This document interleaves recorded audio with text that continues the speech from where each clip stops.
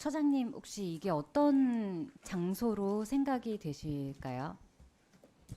네, 무슨 리조트 휴양지 같은 네, 느낌이 휴양지나 듭니다. 네. 굉장히 좋은 분위기로 소개가 되고 있는데요.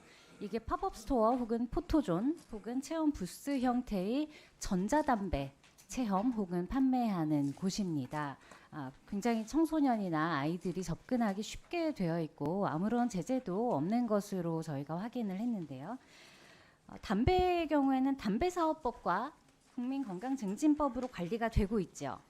네, 그렇습니다. 근데 전자담배는 지금 그 관련 법령으로 관리가 되고 있나요?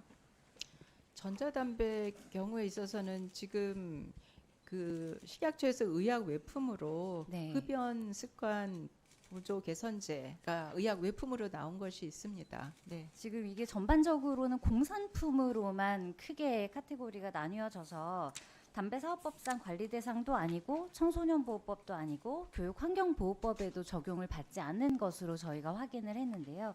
그래서 그 다음을 보시면 서울 시내 무인 담배 판매점을 조사를 해봤더니 19곳 중에 5곳이 교육환경보호구역 안에 위치하고 있고 한 곳은 또 절대보호구역 내에 위치한 것으로 확인이 됐습니다.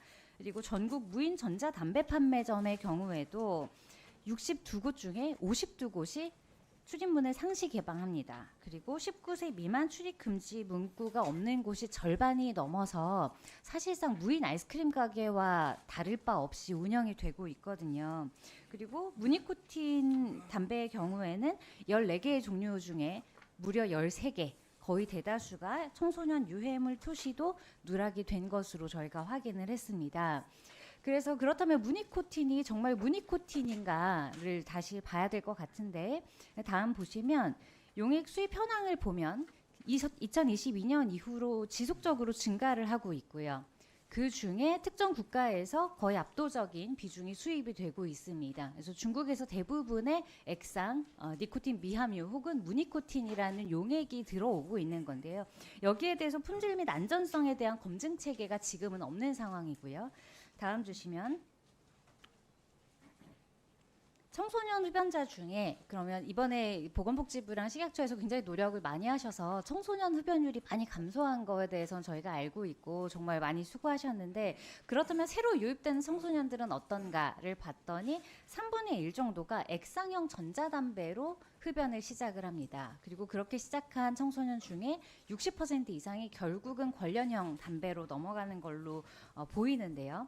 다음 보시면 그런 경우에는 결국 우리가 이 금연 정책을 완성하기 위해서는 액상형 담배 그리고 무니코틴이라고 써 있는 사실상 니코틴 담배에 대해서도 제재를 좀 강화할 필요가 있다 이런 생각이 드는데요.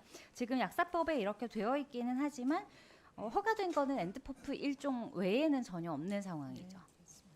그런데 무니코틴 표방한 액상 흡입 제품 온라인 점검을 해서 적발을 하신 거는 작년부터 1000건이 넘더라고요. 그런데 계속 적발은 되고 있으나 거기에 대한 구체적인 규제가 없는 그런 상황으로 보이고 다음 보시면 이번에 기재위에서 다행히 통과는 됐습니다. 그래서 담배사업법 관련해서 이제 합성 니코틴의 경우에는 이제 같이 관리를 하도록 이번에 개정을 추진을 하고 있는 것 같아요. 그런데 앞서서 제가 그래서 유사 니코틴에 대해서도 말씀을 드렸던 건데 유사 니코틴 혹은 무니코틴이라고 명기되어 있는 성분은 이 개정안에 의하면 아직은 포함되지 않는 것으로 보입니다. 그래서 이 허점을 이용해서 지금 업체들은 오히려 유사 니코틴 쪽으로 좀 더 사업 방향을 바꾸고 있는 것으로 보이거든요. 그래서 다음 보시면 그래서 니코틴 함량 표시가 너무 낮거나 정말 사실상 없는 정도다 하면 또 문제가 안 될 수는 있겠습니다만 저희가 요거 함량 표시를 찾아본 결과 10번 정도 흡입을 하면 관련 하나를 피운 거나 사실상 다름이 없는 그래서 오히려 낮은 농도기 때문에 접근이 훨씬 용이하고 허들이 낮게 느껴지는 문제가 발생할 수가 있어요. 하지만 다음 보시면 전자담배 사용 시의 독성 물질은 사실상 동일하게 되어 있고 WHO에서는 오히려 이것 때문에 권고한 부분이 있습니다. 그래서 니코틴 함유 여부와 관계없이 그 행위와 그 화학 성분만으로도 중독성과 유해성을 가질 수 있다 이렇게 되어 있고요. 또 문제가 되는 거는 다음 보시면 아까 애써 주셔서 많이 청소년 흡연율이 줄어들기는 했는데 남학생의 경우에도 여학생의 경우에도 액상형에 대한 것이 굉장히 많이 증가를 하고 있습니다. 그 케이스 같은 걸 보시면 관련형과는 다르게 굉장히 예쁘게 돼 있어요. 그리고 거기에 대해서 어떠한 뭐 제재라던가 기준이 없기 때문에 이것을 마치 팬시한 이런 소지품인 것처럼 가지고 다니고 있는 경우가 많이 발생을 할 수가 있거든요.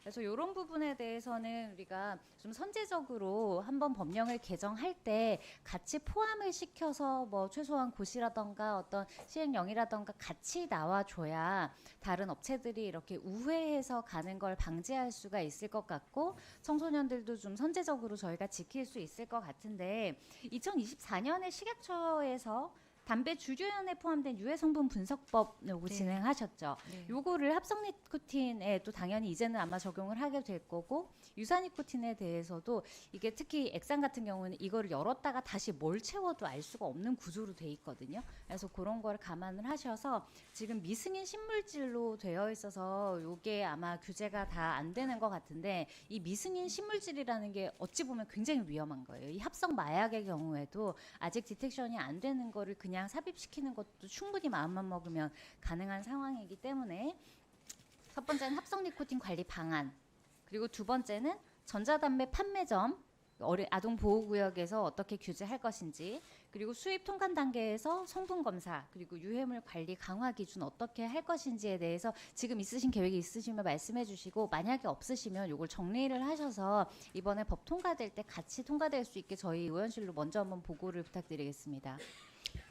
네, 의원님, 이제 합성 니코틴이 이제 액상 담배가 이 담배법이 통과되면 저희가 당연히 이 합성 담배 니코틴에 대한 분석법 다 지금 개발을 해 있습니다. 그런데 유사 니코틴 같은 경우에 있어서는 식약처는 지금 담배 유해성 관리에 관한 걸 하기 때문에 분석을 한다고 해도 사실 그 다음에 어떻게 규제할 거냐 하는 것은 좀 더 큰 규제의 틀은 합성 니코틴과 그 유사 니코틴이 같은 규제의 틀에서 되는 것이 좀 더 관리가 필요할 것으로 저희는 생각하고, 다만 시험법이나 그런 것들에 대해서는 저희가 좀 더 지금 선제적으로 대비하는 것들 보고 드리겠습니다. 근데 일부 국가들에서는 지금 합성 니코틴과 니코틴 유사체를 같은 틀에서 규제를 하는 것들도 알고 있습니다. 관련해서 종합적으로 좀 보고 드리도록 하겠습니다.